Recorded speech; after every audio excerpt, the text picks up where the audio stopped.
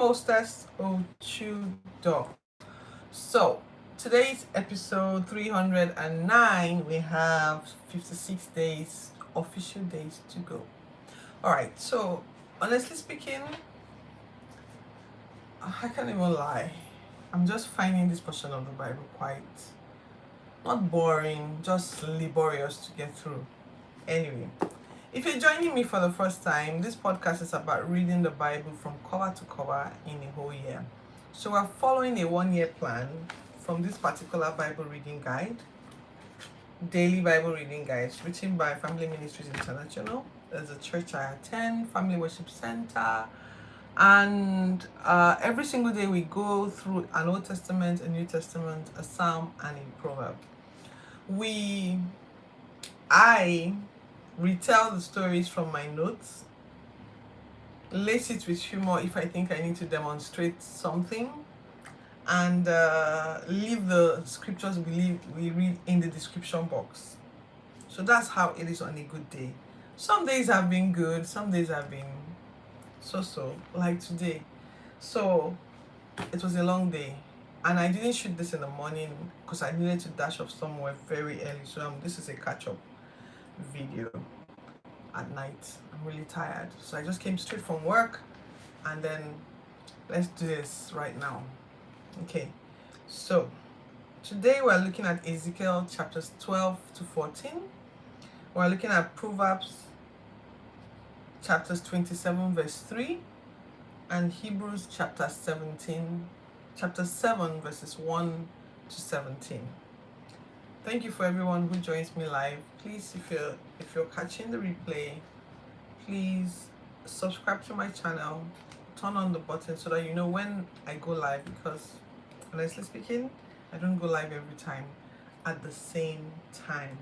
A lot's been going on. It's a bit of a warm evening.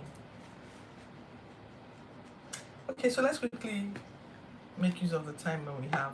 So Ezekiel seems to be in the mood for, not mood, Ezekiel is like, he's been getting all sorts of visions, like a lot of visions. So let me just try and run through the ones between chapters 12 and 14. So another message came to Ezekiel. Live among the rebels who have eyes but do not see, refuse to see, and ears but refuse to hear. All these rebellious people. Hey, every gadget guru, I see you. Welcome. Okay, so live among those people and pretend you were sent into exile and go stay somewhere else. Make sure they see you, all those rebellious people. So that's the message that came from God to prophet Ezekiel. So I'm reading through. I'm a bit tired this evening. Okay, so he gives him a very weird instruction. He says, carry your baggage in the daytime, leave it out till night, and then carry your baggage at night like a captive. Go dig a hole in the wall and then pass through the hole carrying your backpack, and then go off into the night covering your face, so that you don't see the land that you're leaving. By the next morning, people came, the word came back to Ezekiel. So Ezekiel did it. So the next morning, God sent a message and said, people are already asking, what was that about? Why would Ezekiel just get up, go and dig a hole in the wall and pass through and go out of the city? Why would that? So when they ask you, tell them it's a message for Zedekiah, King Zedekiah. We've already seen King Zedekiah when we read the book of Kings. Tell them it's a message for King Zedekiah. This is a sign that you all go into exile very soon. This King Hezekiah, just like you had to dig through the wall, carrying your backpack on your back and going into night covering your face, King Zedekiah will do the same thing, because he's going to come. So that's what he was saying. He's going to come. He will go away. He'll be taken into Babylon. He won't even see the land of Babylon. He will pass away there in Babylon. He'll cover his face with his backpack and never get to see the land. I'll scatter the rest of the people across nations, and I'll spare a few, so they can tell their captors what they did to offend their God. Then another message came from God to Ezekiel. He said, tremble as you eat and drink. So, act like you're sick, like you're trembling. Tremble as you eat and drink. Tell them that, and then when they ask you, tell them that you are trembling because of their violence. Tell them that you're trembling because of their violence. And another message came from God to Ezekiel. Son of man, you've heard the Proverbs saying that prophecies don't really come to anything in time. Prophecies don't really happen anymore these days, especially when time has passed.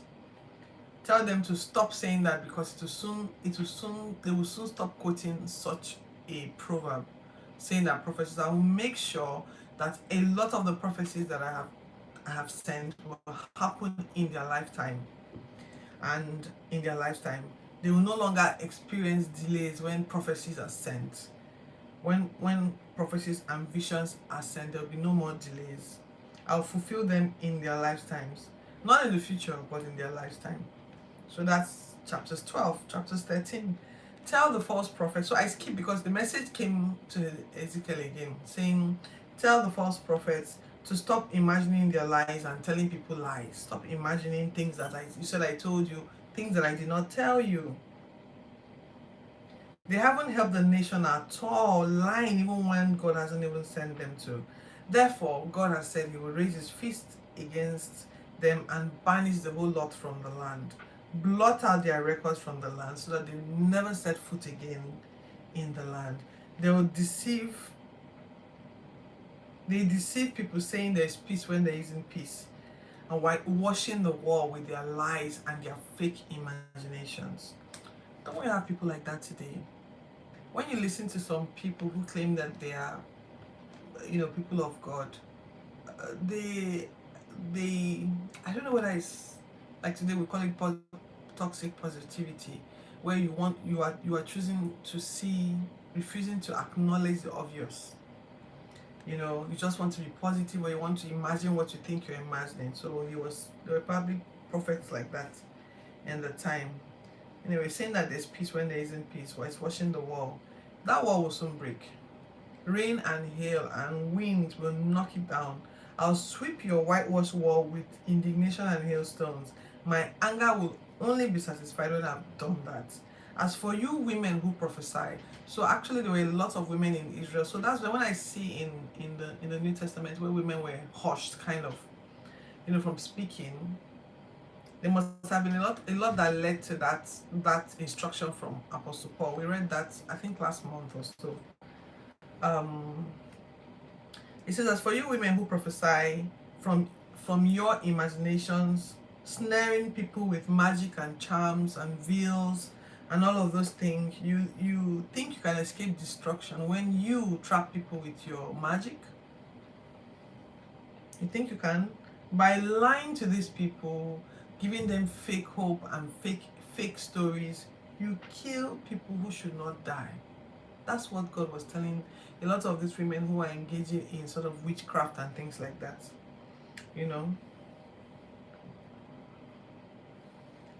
Imagine, I am against your magic. So I'm speaking in first person now. I'm against your magic. I'll set them free from you as a bird from a cage. No more victims for you.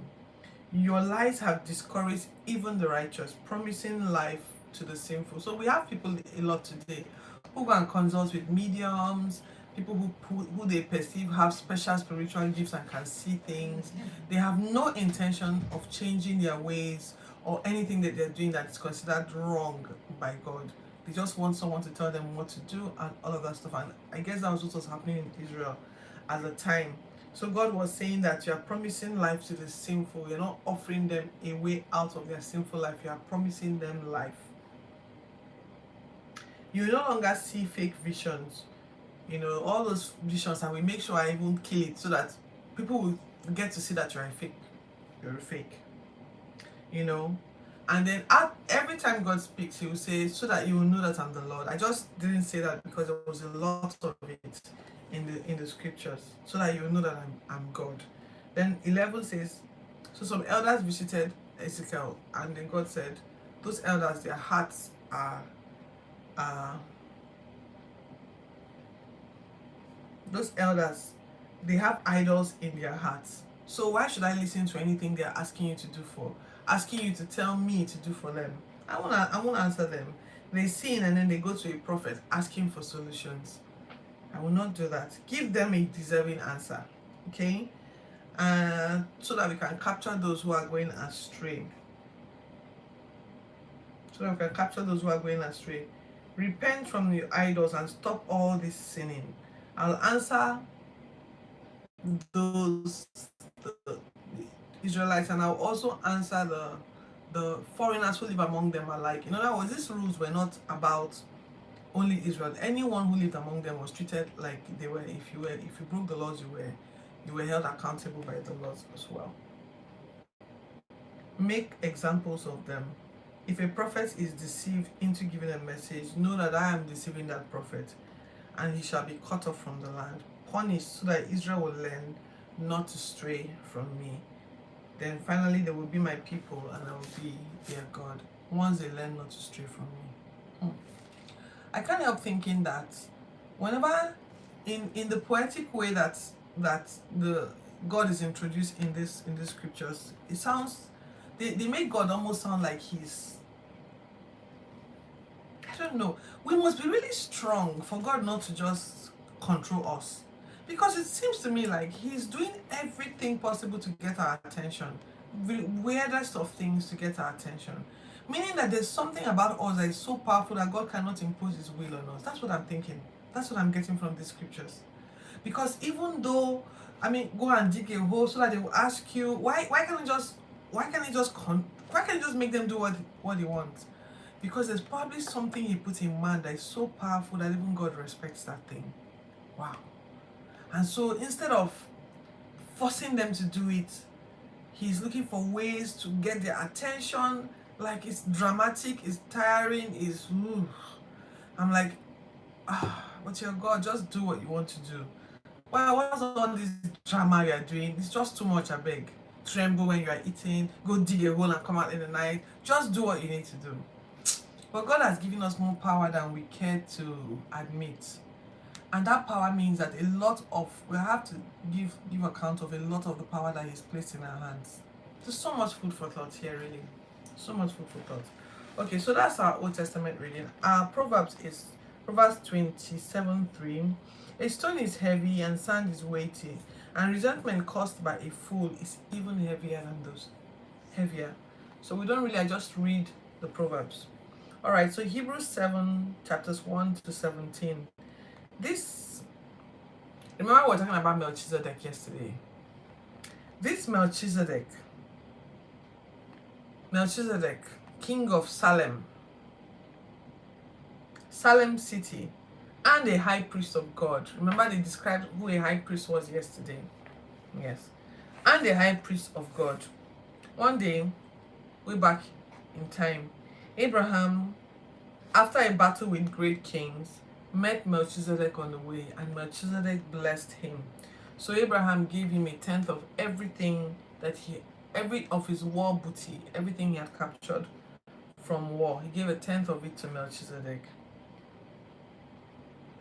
Melchizedek was someone that his ancestry could not be traced. He was known as the king of justice and the king of peace.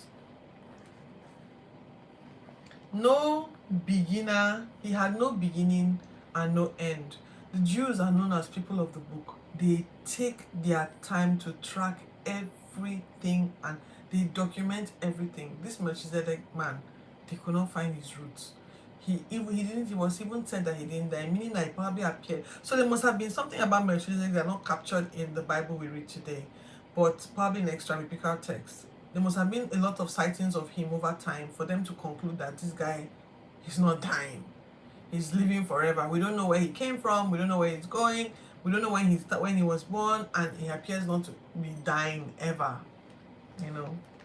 So anyway, Melchizedek's ancestry could not be traced. He had no beginning and no end. He was like God, a priest forever. Melchizedek was great, so great that even Abraham recognized him, and that's why Abraham tithed to him that day. The law. So let's go to the law now.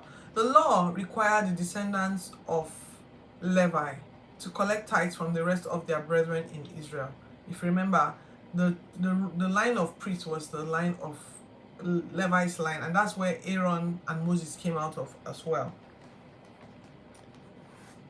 So they required Levites to collect tithes from their other tribes. Yet Melchizedek, who wasn't a Levite, collected tithes from Abraham. I guess this was a prophetic thing, because at the time there was no law telling Abraham to give anybody tithes. Nobody told Abraham to do that. So I wrote here, wasn't all this before Levi's time? This was like 4 generations before Levi. So what are we talking about here?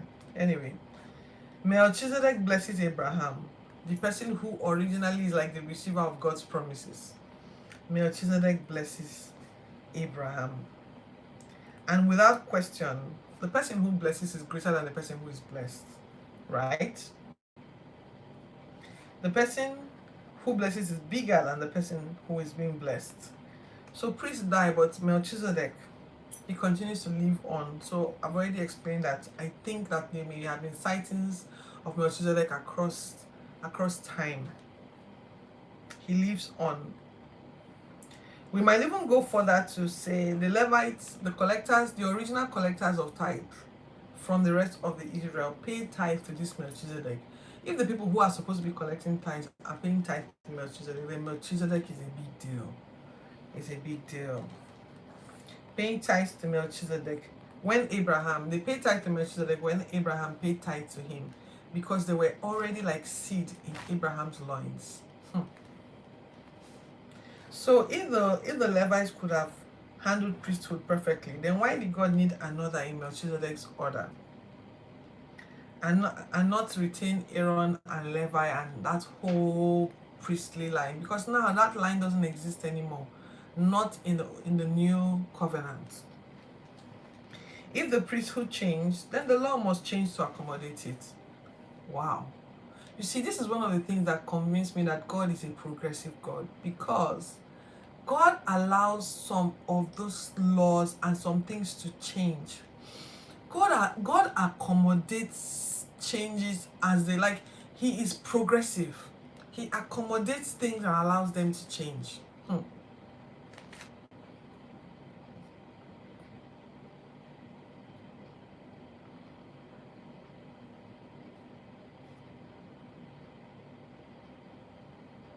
And this priest, so in rounding up, the writer of Hebrew is trying. So what I've observed is that in the books that Paul wrote, Paul was more, what today may be considered more Western, than the writers of Hebrew and some of the other books of the Bible that were written by the disciples. They had a completely different energy. They had these deeper explanations, trying to justify, I think, to other Jews what must have been going on to make them know that Jesus is the Lord, that sort of thing. But Paul had a much more administrative approach to the way he wrote his own. Well, I guess there were letters written to help create structure around churches. While this Hebrew now has been some deep spiritual things that are not easily accommodated in our minds. Okay. Anyway, so let me round up here. This argument here is to justify that Jesus has become the high priest, and that he has become a high priest in the order of Melchizedek. So if the priesthood changed, then the laws must change to accommodate it, and the priesthood changed from Aaron and Levi to Jesus. And this priest is from another tribe. Jesus is not from the tribe of the Levi, he's from Judah. And nothing in Moses' laws said that anybody who was considered a priest can come from another tribe other than Levi. So Jesus became a priest, not by physical requirements of being from Levi, but by a power that cannot be destroyed. A priest forever in the order of Melchizedek. So Jesus became a priest after he was sacrificed for our sins. And when he arose, he was a priest forever, just like Melchizedek, having no end. Alright, so I'm going to stop here today, and I'll see you tomorrow. Tomorrow, Okay, so please subscribe to my channel and join me tomorrow so that you can tell me what you think of these weird stories that we're reading in the Bible. Okay, have a good evening and God bless you.